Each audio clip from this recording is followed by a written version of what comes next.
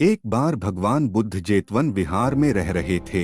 भिक्षु चक्षुपाल भगवान से मिलने के लिए आए थे। उनके आगमन के साथ उनकी दिनचर्या, व्यवहार और गुणों की चर्चा भी हुई। भिक्षु चक्षुपाल अंधे थे।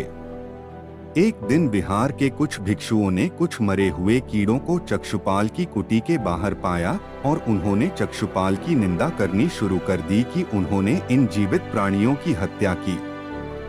भगवान बुद्ध ने निंदा कर रहे उन भिक्षुओं को बुलाया और पूछा कि क्या तुमने भिक्षु को कीड़े मारते हुए देखा है?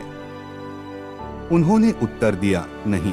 इस पर भगवान बुद्ध ने उन साधकों से कहा कि जैसे तुमने उन्हें कीड़ों को मारते हुए नहीं देखा, वैसे ही चक्षुपाल ने भी उन्हें मरते हुए नहीं देखा और उन्होंने कीड़ों को जानबूझकर नहीं मारा है, इसलिए उनकी भर्त्सना करना उचित नहीं है। भिक्षुओं ने इसके बाद पूछा कि चक्षुपाल अंधे क्यों हैं?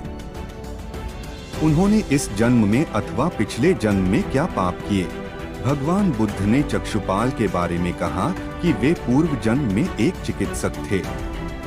एक अंधी स्त्री ने उनसे वादा किया था कि यदि वे उसकी आंखें ठीक कर देंगे तो वह और उसका परिवार उनके दास बन जाएंगे।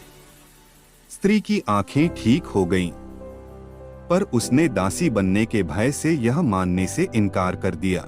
चिकित्सक को तो पता था कि उस स्त्री की आंखें ठीक हो गई हैं, वह झूठ बोल रही है। उसे सबक सिखाने के लिए या बदला लेने के लिए चक्षुपाल ने दूसरी दवा दी। उस दवा से महिला फिर अंधी हो गई। वह कितना ही रोई पीटी, लेकिन चक्षुपाल जरा भी नहीं पसीजा। इस पाप के फलस्वरूप अगले जन्म में चिकित्सक को अंधा बनना पड़ा।